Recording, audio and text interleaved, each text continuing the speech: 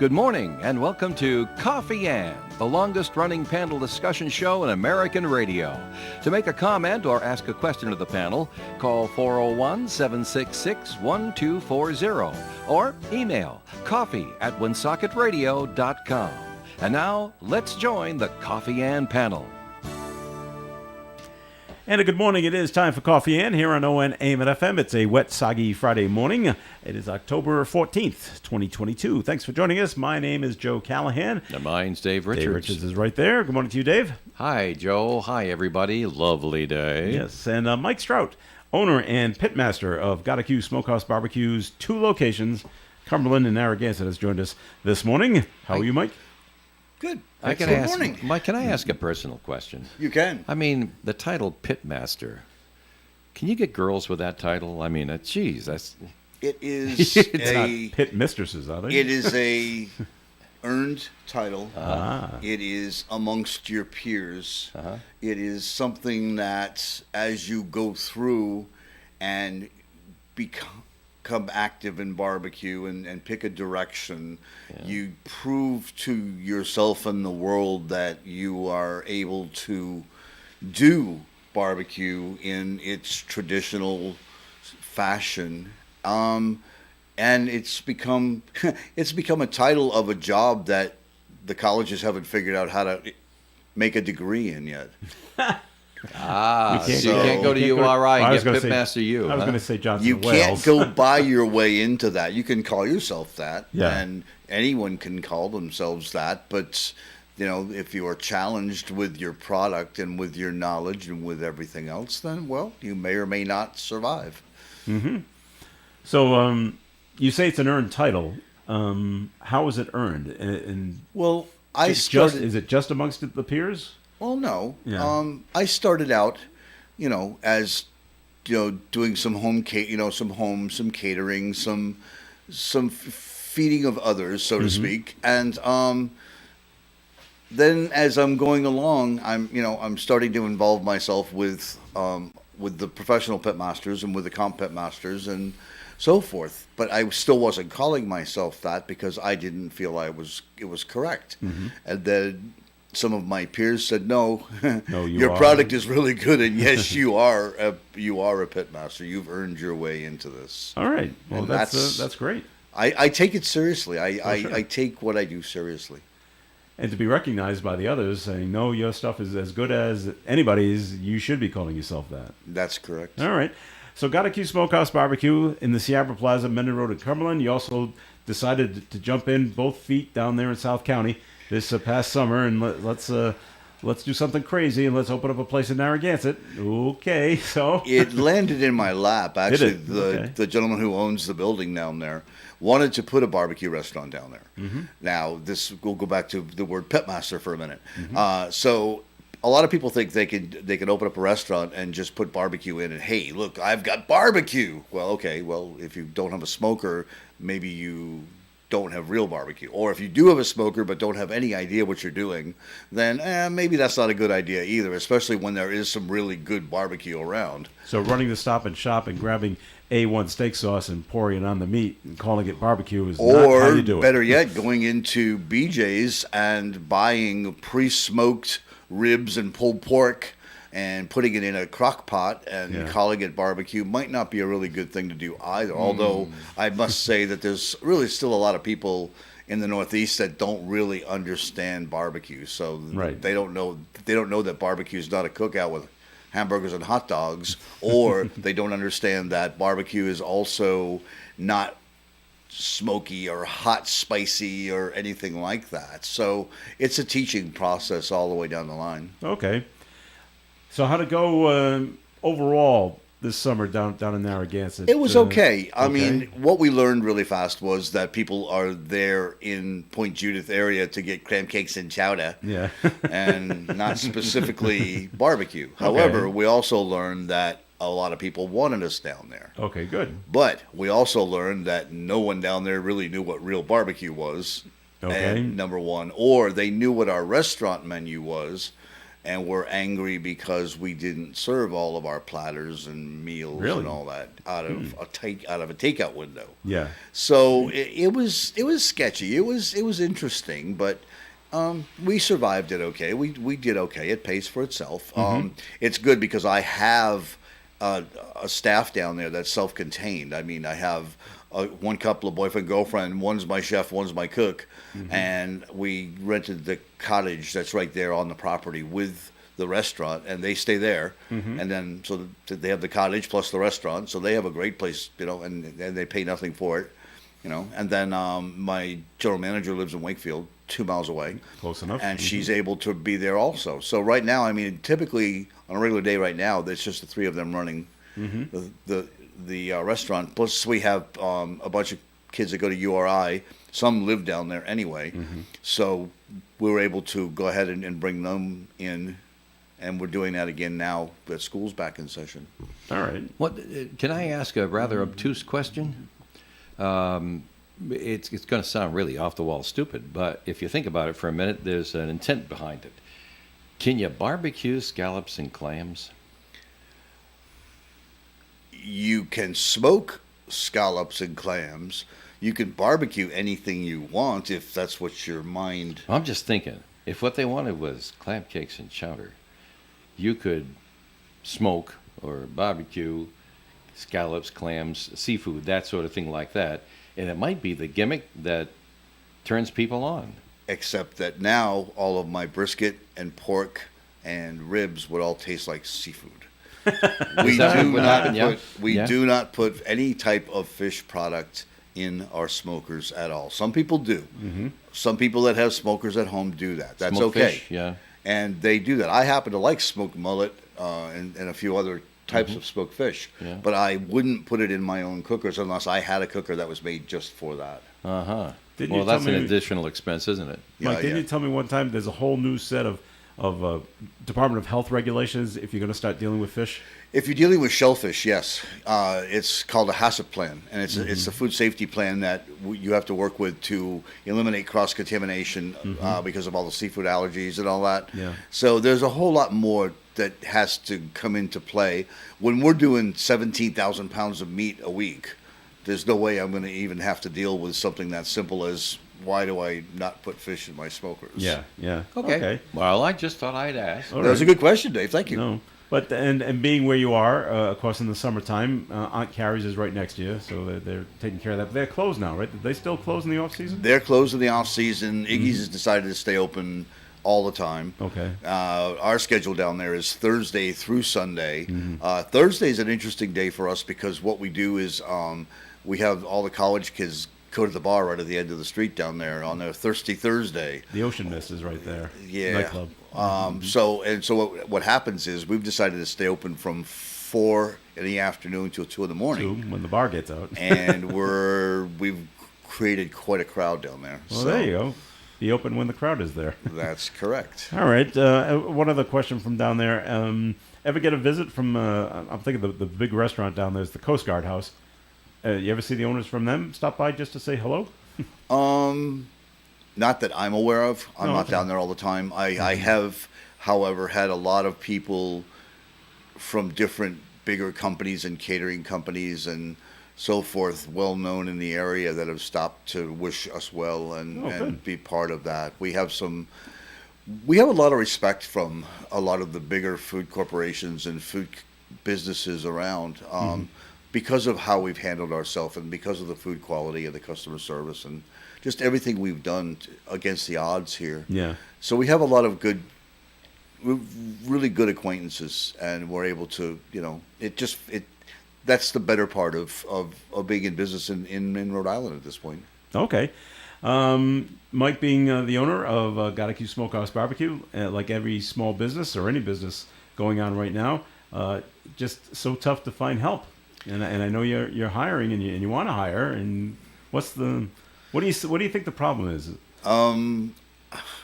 I just believe that just the way of the world right now, it's not just me, it's everywhere. It's not just Rhode Island, it's not just the U.S., it's all over. There's a lot of social media campaigns out there aimed at 15, 16, 17, 18, 19-year-olds that tell them that they should quietly quit, which would mean do as little as you have to do to gain your paycheck and don't do anything else. The other parts of those campaigns, one of them was you should never work a job that's beneath you.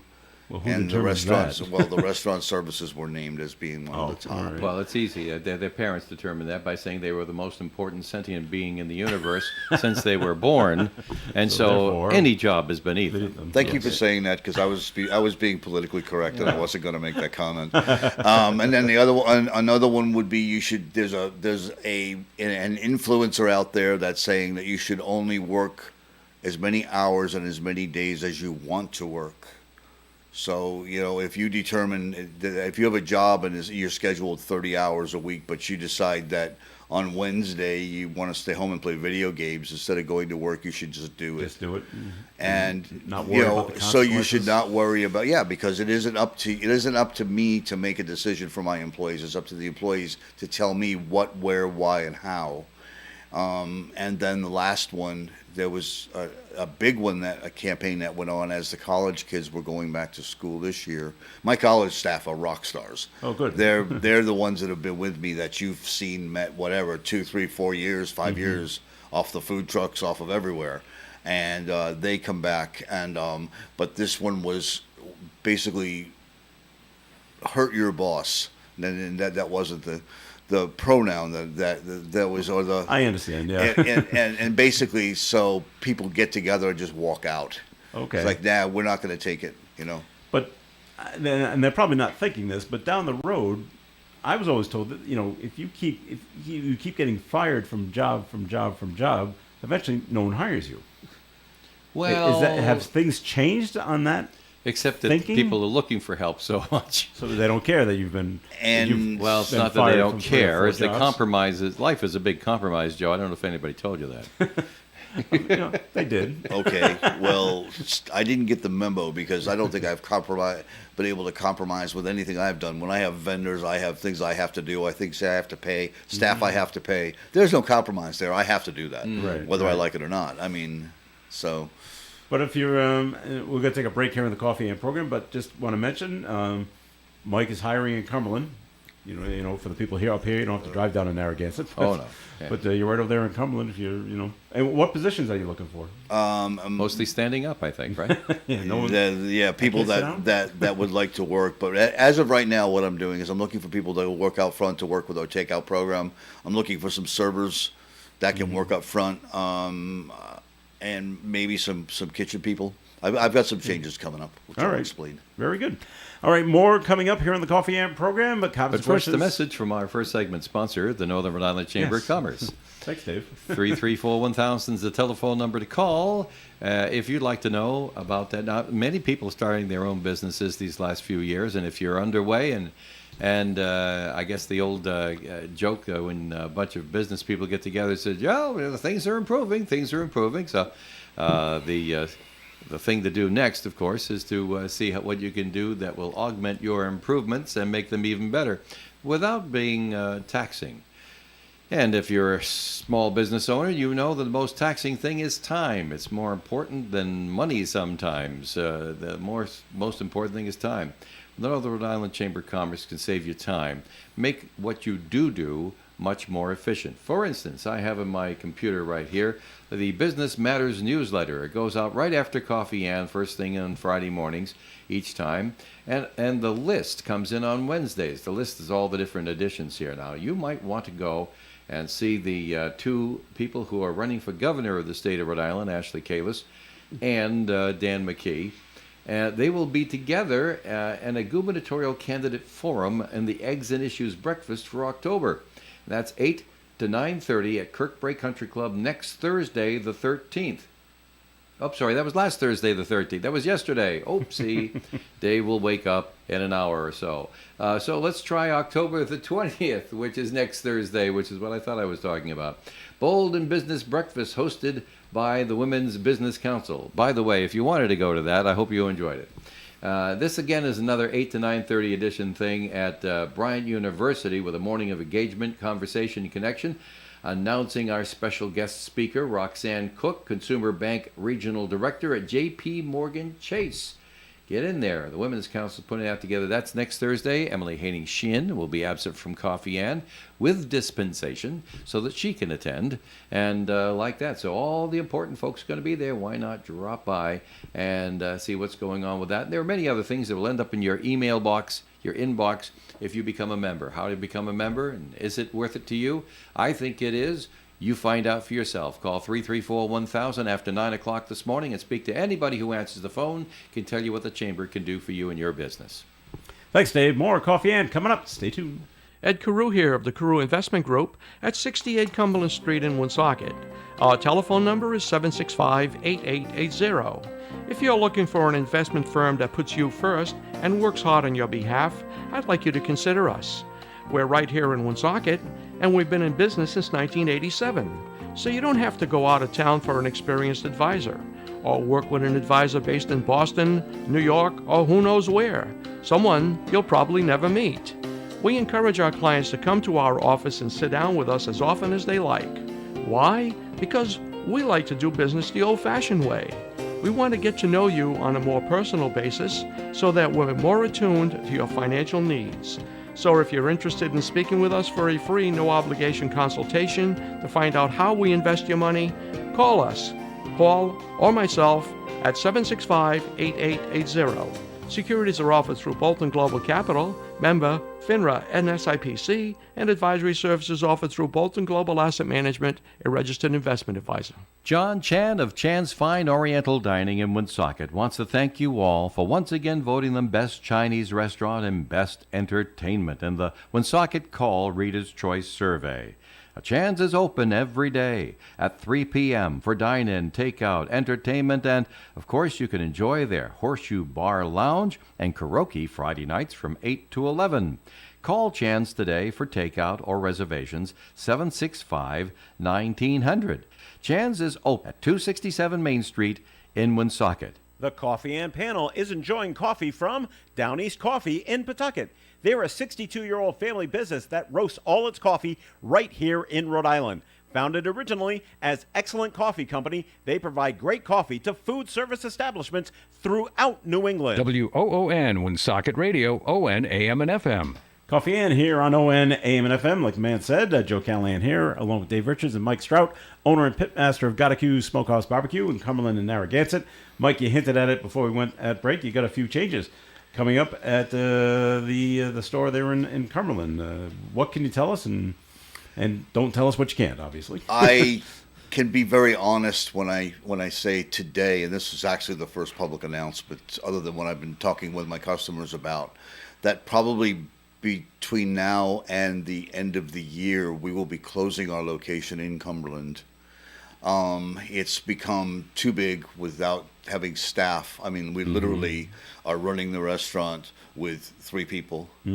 Three. Wow. Tuesday and Wednesday, I was in there with one other person, and we were doing takeout and sit-down takeout and the bar and everything with just us. And it's become hard. The staff is wore out. My bartender and one of my servers is about to go on maternity leave in about 3 or 4 weeks. So that cuts me down to one server who happens to be my catering manager, my general manager, and the only staff that's consistent with us right now is our kitchen staff, which is our prep staff. So what we're doing at this point in time is we're negotiating to go ahead and close the restaurant by the end of the year.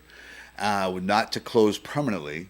We'll be moving back into a commissary kitchen. Our catering will continue, our food trucks will continue, and hopefully by the time all this takes place, we also will have a location or 2 for takeout and sit-down takeout like we used to. So we're going back to our roots. I see. All right. Well, best of luck. Thank you. With all the changes that are coming your way, and sure there's a lot to negotiate and all that fun stuff. Yeah, no, it's just part of life. I mean, we're one of the 311,000 restaurants in the United States closed from COVID on through.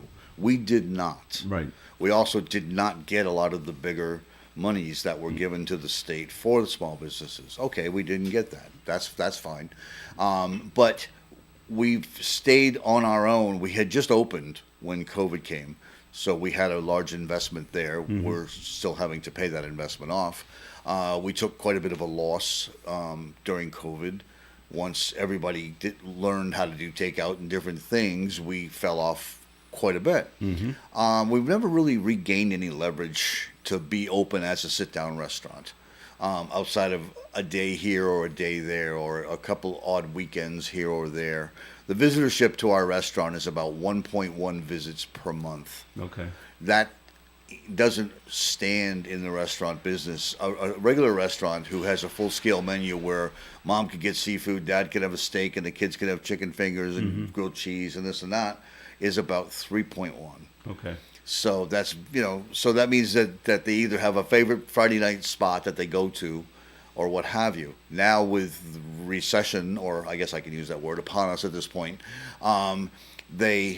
people are choosing what they do to go out. And a specialty restaurant like ours is just not one of them. I see.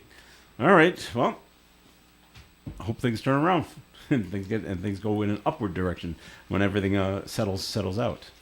Just looking at some other things going on in the news, Dave, we had the story this morning. Looks like the city council had a special meeting on Wednesday to elect a new president and new vice president to the city council. Well, they actually did some other things, too. Yes, that's true. It's paving contracts, but part of it, of course, is reorganization because Council President Dan Gendron was no longer council president. He was no longer functioning as a city councilor because the charter required him to assume the duties of mayor as soon as the mayor was removed, and that was immediate last Thursday, not yesterday, but the previous Thursday, the 6th. So now you've got to have a council president, so they get together and they decide who it's going to be. Well, they took Woonsocket City Council Vice President John Ward, elevated him to president. When he was here with us on Wednesday morning, he was still vice president. Later that night, he became president. Now, did it surprise you because they selected Denise Sierra to go into the vice president of the city council when she's only going to be there for another couple of months? Surprised, Joe? Well, Yes. I wish you hadn't asked the question because I like to answer questions honestly. The fact is and this is as honest as I can get about it. I don't care. It's their business, not mine. All right. It's what they want. Now, she wasn't there, so... it's pouring rain through that window you asked me to open. feels pretty good, though. We got a little I sprinkles got on me electronic every now and equipment then. over there.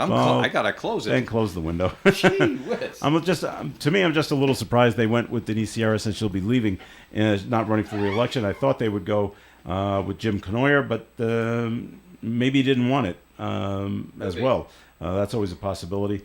Could be, but she wasn't there. She didn't vote. She That's didn't right. have an opinion on the matter. Well, maybe she had an opinion, but not there. Right. And she didn't voice an opinion during the meeting. And Roger Gillette's the person who suggested it and carried with the council that was present with one negative vote, and that was Valerie Gonzalez, who didn't feel that was right. Right, she was the lone dissenting. So they move forward on their next meeting, That's her right to vote that way. which comes up on Monday, October 17th. Next Monday, it'll be live here on the radio. Yep, and so we move forward with that. So back to Mike for just a minute. There's a couple of national stories. We had the 3 police officers in Connecticut that were shot and basically ambushed. Bristol, wasn't it? Yes, Yes. 2 of them passed away. Is the third one still in critical condition? The last I read was in critical, but that Okay. was as of like last night. So Okay. I haven't read today. And then they had a shooting in Raleigh, North Carolina. Yes, they did. Another one, and an off-duty police officer was part of that one as well. Right. So, They, I understand that I don't know. I know they apprehended the person, but they said that they thought that it was like a kid that was like 16, 17 years old. Is that the one in Connecticut or the one in North Carolina? North Carolina. Okay. The one in Connecticut seems to be more organized. Yeah. It was a straight out attack on law enforcement. Yeah. Would you say the word ambush? Probably. Me being retired fire rescue and law enforcement, I take this pretty personally. So.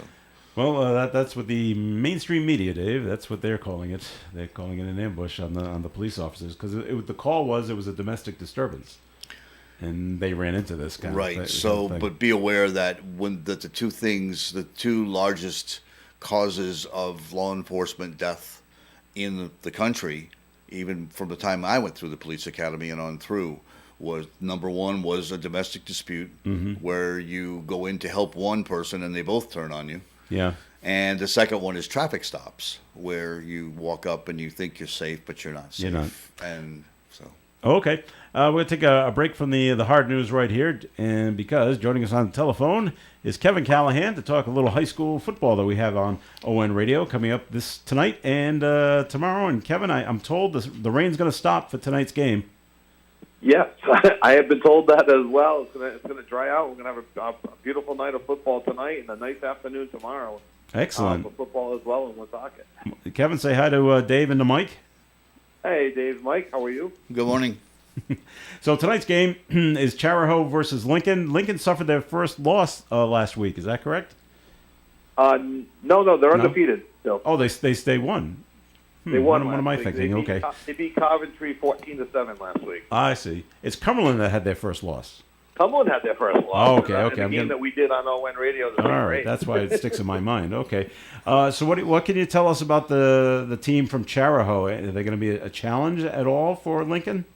Yeah, they're in third place. They're 3-2. They're number 18 in the state, and they're fighting for their playoff lives. Whereas Lincoln has a chance to not only clinch a playoff spot, but really give themselves a great opportunity to almost clinch a home playoff game. So both teams are really fighting for something tonight. It should be a real good game. I don't have as much information on Charahoe as I do on Lincoln and then the other game, Portsmouth and Woonsocket. But they got a couple of senior leaders on the Charahoe team. They got 4 kids that are looking to play some college football as well.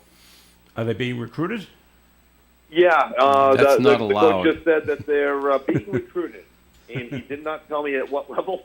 Okay. So I'll see what more information I can get before the game tonight. So, All right. but 4 of them, two senior running backs, and then 2 senior offensive linemen. So I expect those offensive linemen to be big and burly and open up a lot of holes for the running back. Okay. And Lincoln's, they're undefeated. So what's their strongest suit on the offense? Yeah, they're doing great. They have this running back, Tyler Durang, has 8 touchdowns on the ground, but they also have a sophomore quarterback, John Nichols, 6 passing touchdowns and a couple of rushing touchdowns as well. They're doing everything right.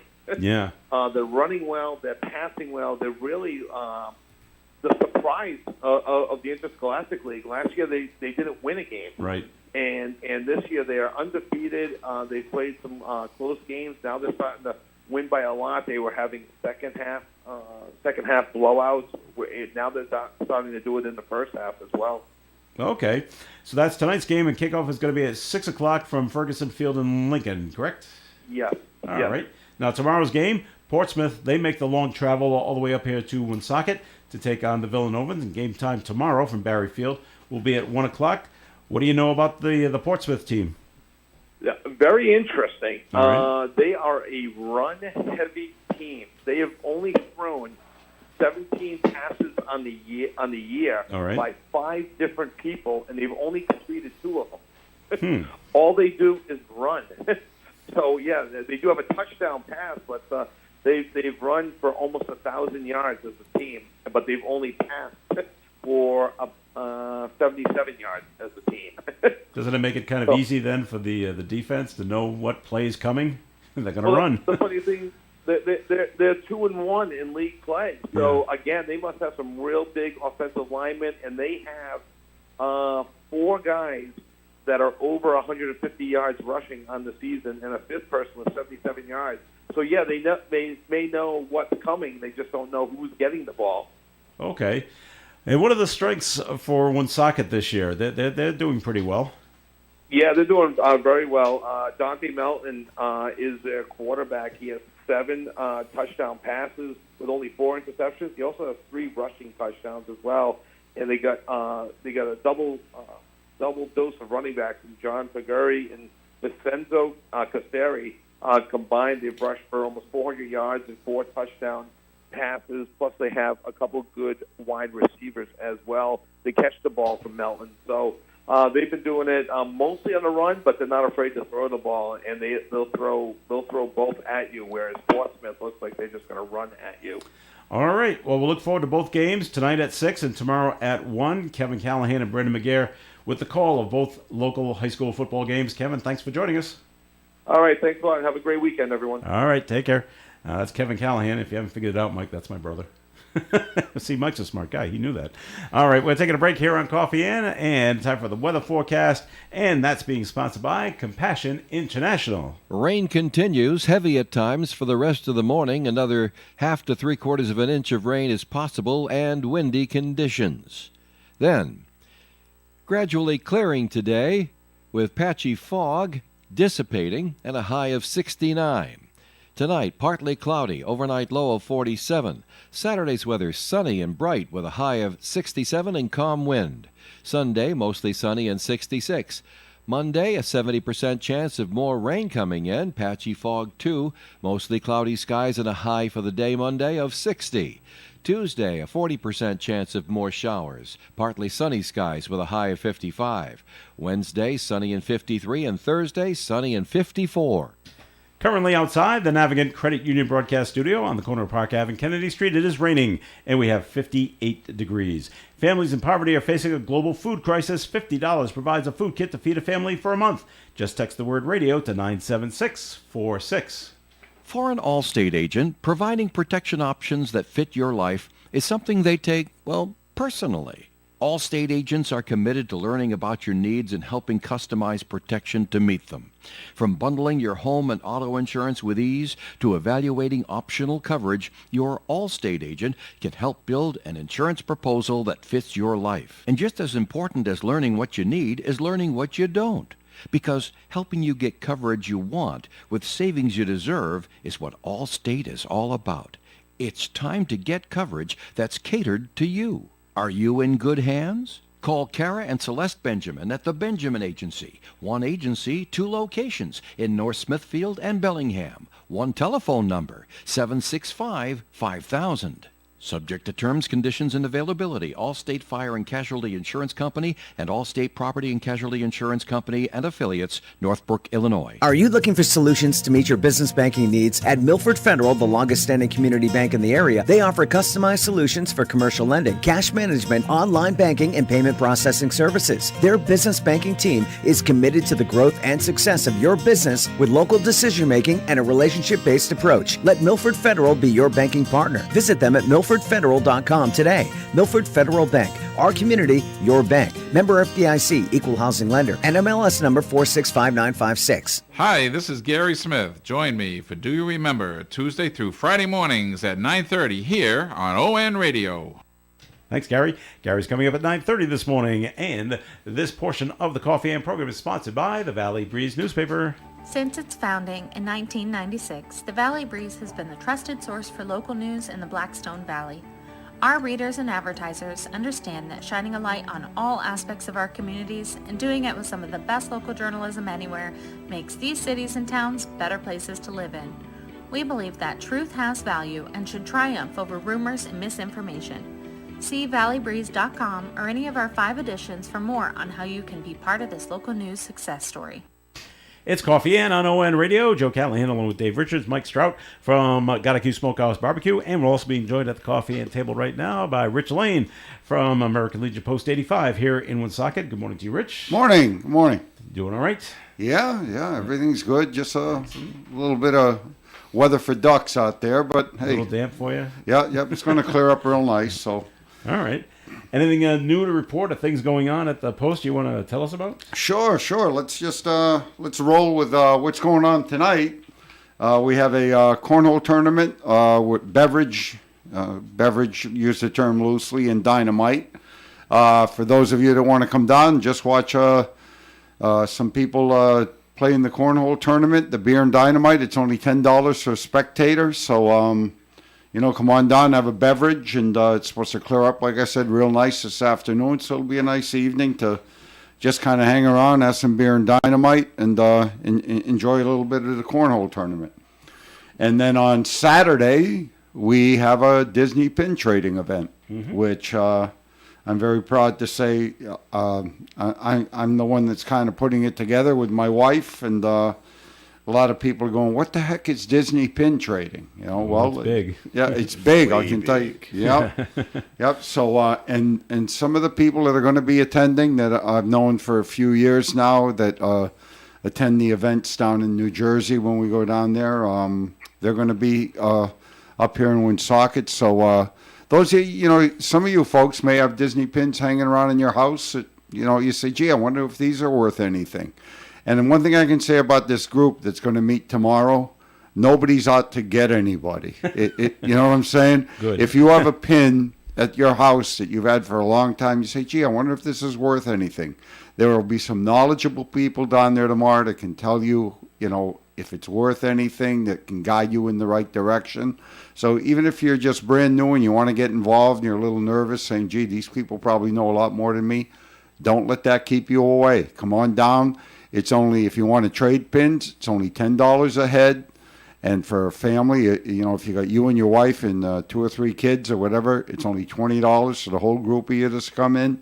And every dime we make goes to the Sons of the American Legion. That's what we do with our profits, and that eventually helps out the post also. All right. So hold on for just a minute, Rich. Mike, isn't your wife? Doesn't she do pin trading? No, my wife doesn't. I actually have collections of pins. Oh, you do? Okay. And Disneyana stuff. So I go way back in Disney, from way back in when Walt Disney World first opened, and I had You got pins from back then, back in '71. I have collector stuff all the way from when the park opened all the way through right now. Wow. So, yeah. So we'll see you tomorrow. You will not. You want to hang on to these babies, I right? have stuff that I have because, like I said, I have pins, but I also have Disneyana collectibles and different pieces. So that's been a hobby of mine up until this past year. Just recently? All right, cool. All right, Rich, anything else that's going on at the post? Yeah, we, just to go a little bit, not too much in the future, but starting on November 5th, I announced it last week, and I just want to remind folks, starting on November 5th, the Post will be serving half chicken dinners with all the fixings on Saturday, starting at 5 o'clock in the evening. And it's only $16. You can eat in or take out. And also on Saturday, November 5th, we are having a comedy night that evening. And that is going to be $15 to come in. The doors open at 6 o'clock. So I'd suggest if you want to come down on November 5th, come on down, have half chicken dinner, sit down for a low price of $16, and then turn around, buy a ticket for the comedy show, hang around, see some good comedy. And honestly, coming toward the end of the year, that's pretty much about it. We're going to slow down a little bit, but as always, we're open to the public. Feel free to please come down and enjoy a beverage and talk with us down there. And as I've said many times before, we have 4 entities down there. We have the American Legion itself, where you have to be a veteran to be a member. We have the Sons of American Legion, which you should, it's either a mother or father that have belonged to the American Legion. We have the Auxiliary. And we also, if you have no military connections whatsoever, we also have the Friends of Fairmount, which is a civilian group of people that support the Legion, and the dues for that are extremely low. I think they're like $15 a year, but there's all sorts of benefits that come along with belonging to Post 85 in any of the entities. So like I said, invite anybody to come down and see what we're all about. All right, Rich, very good. We asked Mike before the break, and now we'll ask you since you're here. Have you talked to any of your other veterans at the Post about what happened in Connecticut yesterday with the 3 police officers getting shot and 2 of them passing away? I was sitting down having an adult beverage at the Post last night, and needless to say, none of us are very happy. Pretty somber. Yeah, it's the type of thing where I guess when you hear it, it doesn't shock you anymore. And that's sad. That's too bad. That's sad. Mm-hmm. That is real sad, And I just hope and pray that people start to have a little bit of respect for one another. And it's just a horrible, horrible thing when you see something like that happen. As Mike knows, you leave the house every morning if you're in law enforcement, which I was also, and you never know. You never know. You Mm-hmm. never know. You have days where you just do the job and you say, nothing's going to happen today. And then every once in a while, you leave the house and you say to yourself, gee, I wonder if today's the day, especially when you see something like this going on, Mm-hmm. So, I know a couple of weeks ago, down in Shirley, Massachusetts. You had that correction officer Tidman that was brutally beaten by an inmate, right? By an inmate, yeah. And the sad part about it is that the inmate was out of Virginia, and that inmate was known to do assaults on correction officers down in Virginia. Wow. So they decided to do a state transfer, an inmate swap. So they bring this person. I won't say it. This person. The person. up to Massachusetts and put him in a correctional facility in Massachusetts. And lo and behold, classification process or whatever, this inmate was allowed to go into a gymnasium with free weights. And he decided he'd take a metal bar and go after Officer Tidman, totally unprovoked. Mm-hmm. There you go.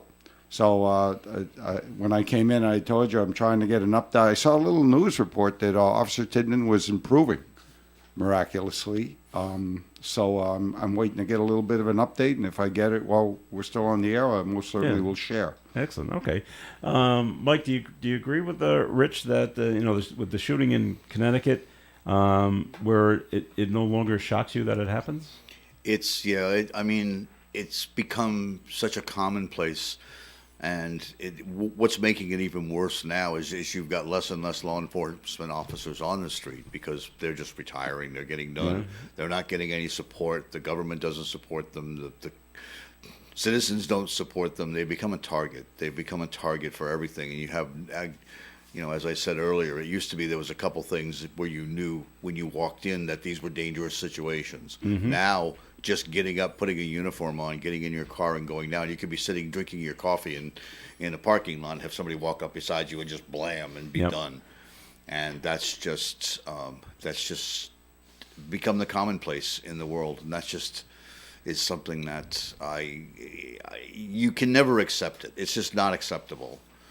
And it turns my stomach every time. That's pretty much what happened to that EMT officer too in New York. That's and that's right. Again, I mean, here she is. I mean, God, and she was like 3 months away, I think, from her retirement. Yes, she was. And that's the sad part about it. Here she is serving her community for I think it was the Bronx, as a matter of fact, for like 30 years. Almost, and, Yeah, and lo and behold, you get a day like that, and she's going in to get from what I recall, she was just going in to get coffee and a sandwich or something and come back out to do her duties. But, it's sad. It just is. Come on, world, wake up. Let's try to do the right thing in life. This is just getting to be too commonplace.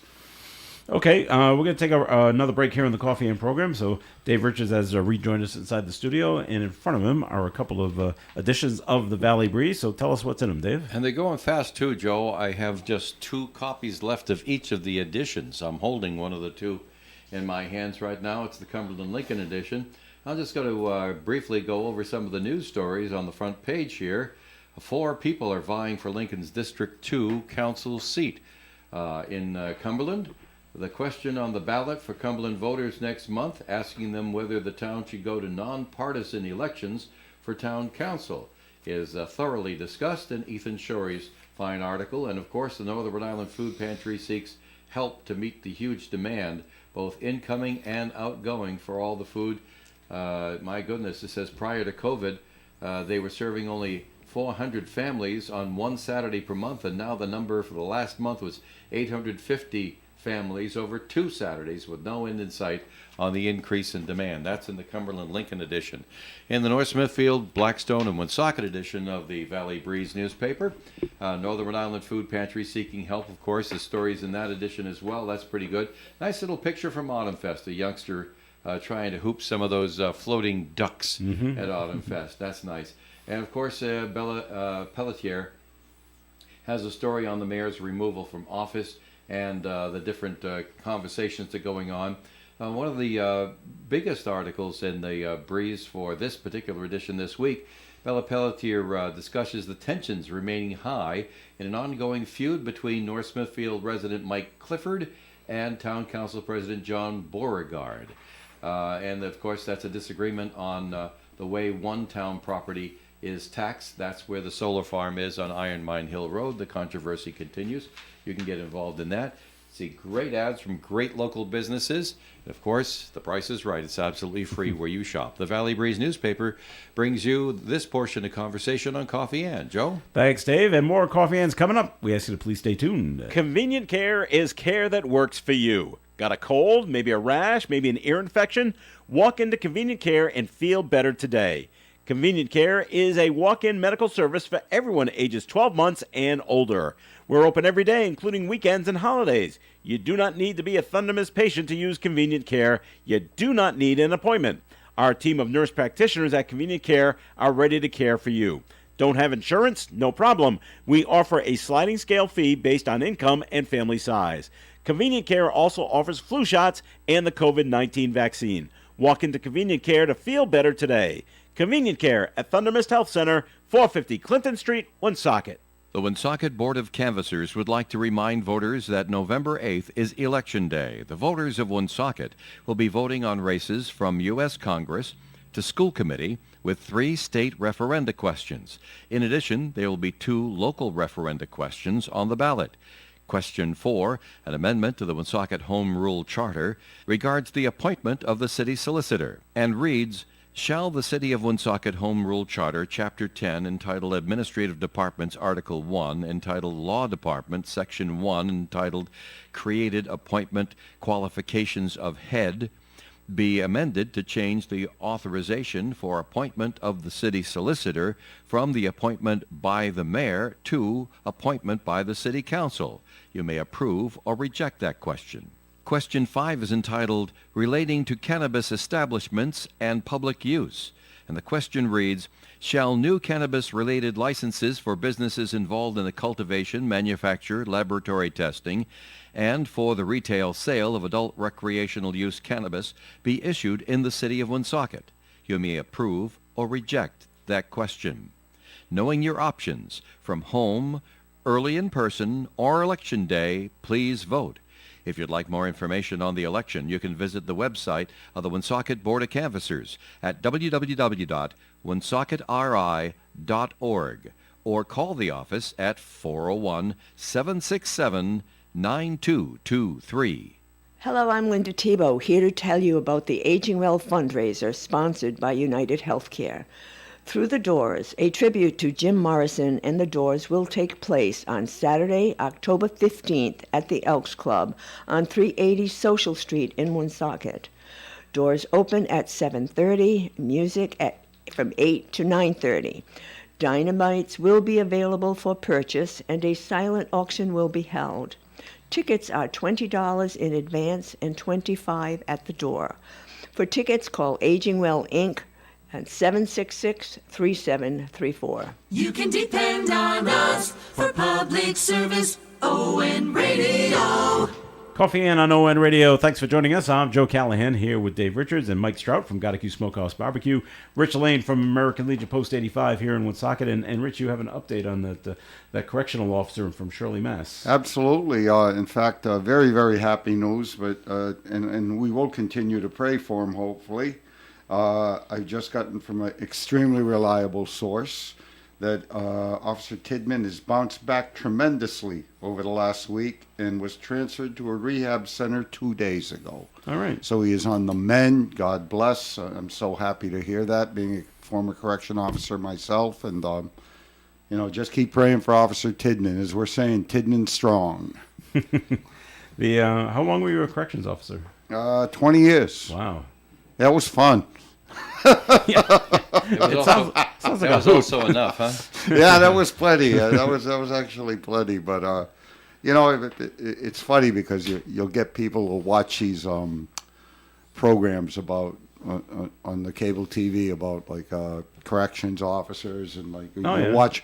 And the thing is, in that 1 hour, they put more action-packed stuff into that 1 hour than happens in I've 20 seen years. in 20 years. Yeah, right. It's just, hey, don't get me wrong. It's a dangerous profession. There is no doubt about it, and things can go wrong real fast. Mm-hmm. And the people that put on that uniform and walk behind those walls every day do a tremendous service to their community, be it in Massachusetts or Rhode Island. It's an extremely dangerous profession.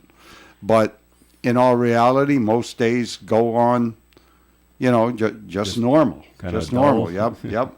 And you call it, I call it the 10% rule, and I think most correction officers do. 10% of the inmate population make it impossible for the other 90% just to do their time and call it a day. But when that 10% gets out of control, that's when the crap hits the fan, and you better be on your toes.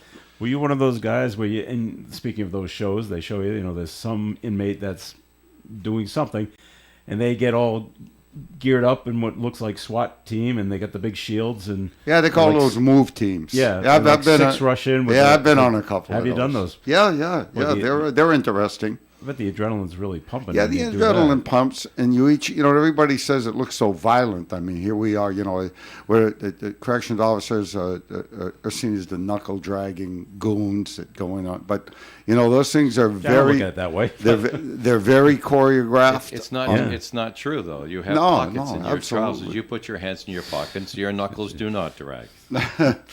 Yeah, but what we do is, those are practice moves. It looks like we got 6 guys going in there just doing a free-for-all, but, one guy's in charge of one leg, one guy's in charge of the other leg, one guy's in charge of that arm, one guy's in charge of that. And so it's very, we do a good job. We do a hell of a good job on something like that. Some of these inmates are extremely violent. And, and the thing is, you have to do it right, because there's a chance not only of the officer themselves getting hurt, but all this is on camera now. If you do something wrong, it's your butt when you go in there. So you better be doing it right, and you better know what you're doing, and you got to be careful. You got to be careful today. All right. Other things going on in the news, and I use the term news loosely here, because we have the story that. The story is there was a bomb threat at Cumberland High School that turned out to be nothing. So is it really a bomb threat? If it's just a allegation? Oh, there was a TikTok post. That somebody didn't think that anyone would turn him in, and everyone turned him in, and they caught him within about 12 minutes. They did the lockdown and were back open within like 12 is that how to 14 fast it minutes. Took? Yes. And especially if they're going to put it on any social media, they're going to be able to trace it right back to whoever posted it first. But the point is that the kid students didn't think anyone would turn him in. He thought it was funny, and everyone would think he was funny. And but kids are kids, and it doesn't matter. When you're threatened to die, you're gonna do what you got to do to survive. Sure. And it just reminds me, because I think I've told this story before. I went to Cumberland High. And I was in the 9th grade, and there was a student for a whole year. For the whole year, September all the way to June. But I was there one day, and we were sitting there in homeroom, waiting for the bell to ring to go to first period, and there was an explosion out in the hallway, and there was one of our students missing 2 or 3 of his fingers. He brought a bomb to school, and it blew up in his hand. And Oops is right. And the whole term, I mean, we've all heard the term, white as a sheet. First time I've ever seen someone white as a sheet. I said, wow, that is true. And he was a complete shock, obviously. And they called the rescue, and they came and took him away. We never saw him again. He never came back to school. But this story, and so this was 1980, never made the news. But things like this make the news now. Yeah, but when the kid wanted to take a boy to the prom, that was huge news. That made the news. That was huge news. Nobody gets hurt, but that made the news. That was national news. 55 years ago. Yeah. I was, let's see. Yeah. No, I was in high school. God, 58 years ago when I was just a tyke in elementary school. We used to bring firecrackers to school, just like let them off in the hallway. Yeah. Nothing. And boy, I'll tell you what, when my dad found out it was me, it wasn't not happy. It wasn't pretty, So you got to wonder, where the heck are the parents? That was today? The parents' job before, during, and even now. I mean, a firecracker. I can imagine if I got caught bringing a bomb to school, my old man would have done back then. God rest his soul. And then I wouldn't be sitting here. No, you have to bring the firecracker. You had to bring matches. Yeah. There you go. There you go. Right? Matches now, boy. Oh, God. So different today. It's so different. Well, that's like the day and age where when I was in Florida, and I was in Florida as a senior in high school, and then for quite a while, and it was not uncommon for everybody to have shotguns and rifles in the back window of the pickup truck. Oh, yeah. And they would it wasn't a badge of honor. Yep, they would park on campus. They would be around. They'd be everywhere. There were no mass shootings. There were no anything. There were no assaults. There were no anything. It was all about respect and all about part of growing up. It was a rite of passage. And now you would be thrown in jail for that, for brandishing. Actually, in Rhode Island now, as of the 17th, you can't have those weapons even in the vehicle. All right. So one of our employees here, Don Burnell, tells the story when he was in school, going to Catholic school. The nuns telling them of the class, okay, everyone bring your knives tomorrow. They were doing some craft project, and you needed your knife. Yep. So make sure you bring your knife to school tomorrow. Right. And they all did. As kids, we all had them. And well, maybe some of the girls didn't, but I had them. I have carried a knife since I was just about 5 or 6 years old. All right, the CDC. And you have the scars to prove it, right? Yes. The CDC says, as they always say, this year's flu season is going to be awful. Ah, yes. Got my shot this week. Don't they say it every year? Yes. Yeah, I bet you there's going to be a booster for that too within like 2 months or something like that. There'll be a booster for the booster for the booster for the God, please. The usual flu shot doesn't really take its fullest effect for a week or so after you take the shot, so they want to give it to you a little early, so you've got it in time for the surge, and it'll last 4 to 6 months. So it should take you through one season, and then, of course, they want to give you another one next season based on the chemical makeup of the flu du jour. To me, everybody's got a right to get whatever shot they want. I don't cast aspersions on anybody. But how do you know now whether you're going to get the flu or COVID? How do you know? You have to be tested. You don't. You got to be tested no matter what. Well, they're both flus. Yeah, basically. But there's different chemical makeups of them. Yeah. But the CDC director, Dr. Rochelle Walensky, says that this is the reason why it's going to be a bad flu season. It's because last year, not everybody got the flu because they stayed home and wore masks all the time. So hardly anyone got the flu last year, which means this year, quote, that makes us ripe to have a potentially severe flu season this year because we're not wearing masks again. So that's their reasoning to go out and get a flu shot. So that means, in layman's terms, you didn't party last year, so you're going to party this year, and you're going to be exposed more. Yes, pretty much, right? Last year, nobody got the flu because they were all called COVID instead of the flu. Instead of the flu. Yes. All right, so let's take that for what it's worth. All right. Speaking of being an inmate and being a correction officer. Rich, this is I was an inmate and a correction officer? Sorry, no. Wow. Speaking of inmates and you being a correction officer, let's put it that way. This happened in Baker City, Oregon, all right? An inmate from the Powder River, what a terrible name for a correctional facility. Ooh. Powder River Correctional Facility was on a work crew when he stole a U.S. Forest Service vehicle. Yeah, that sounds feasible. Okay. Hal Davis was working when he stole a vehicle that was unattended and had the keys inside. Will they now get in trouble for leaving the keys inside the car? Yep. Yeah, okay. Oregon State Police spotted the vehicle and arrested Davis. He was originally in prison for vehicle theft, coercion, and eluding police in Lane County, Oregon. Have you ever been on those details, work details, where you take the prisoners out? No. Okay. They have they have what's called "quote unquote" inmate trustees that are kind of they're kind of like on their way out, be transferred from a medium security. They have more to lose if they misbehave. Right. So they'll take them from behind the wall and have them do work on the outside grounds and stuff like that. But I've had details like that, but nothing ever on the streets of Massachusetts. Where you have to leave the vehicle unattended with the keys in it. Nah, that's not a very good idea, even if you haven't got inmates around you, let alone anything else. True. All right, final story for today. Mike out of Florida. Where is Green Acres, Florida? Any idea? Green Acres, Florida. That's the town. That's got to be a sub area of somebody else. Okay. Yeah. A 21-year-old Chihuahua is being crowned the world's oldest dog. Wow. Guinness Book of World Records says Toby Keith, that's the full name of the dog, of Green Acres, won the title after the previous record holder, a 22-year-old fox terrier from South Carolina, passed away earlier this month. Wow. The owner, Gisela Shore, says good genes, a healthy diet, and a loving home are the secrets to Toby Keith's old age. He also enjoys trips to the park and going for car rides. Oh, so do I. Well, you're gonna, Yeah, I like trips in the park. We're gonna call Guinness on you. see if you can get in the book. The world's oldest dog. How do they know? I don't know. They don't. And how old is the dog? 21. 21, you say? Yeah, the oldest one. The other one was Now, 22 is that and just passed 21 away. non-dog years? 21 I was thinking the regular same years. thing. 21 times 7, so it's 140, whatever it is, 147? No, 7, just 21 regular years. And there could be an older dog, I don't know, sitting out there in Texas. They just didn't contact Guinness. Okay. Yeah, it could be, I suppose, right. All right, we've done with the program for today, so we thank you for listening. Dave Richards, thanks for coming in. A pleasure always. Good to see Mike and Rich. Yeah, same here, Thank Dave. you. Mike Strout from Gotta Q Smokehouse Barbecue, thanks for coming in.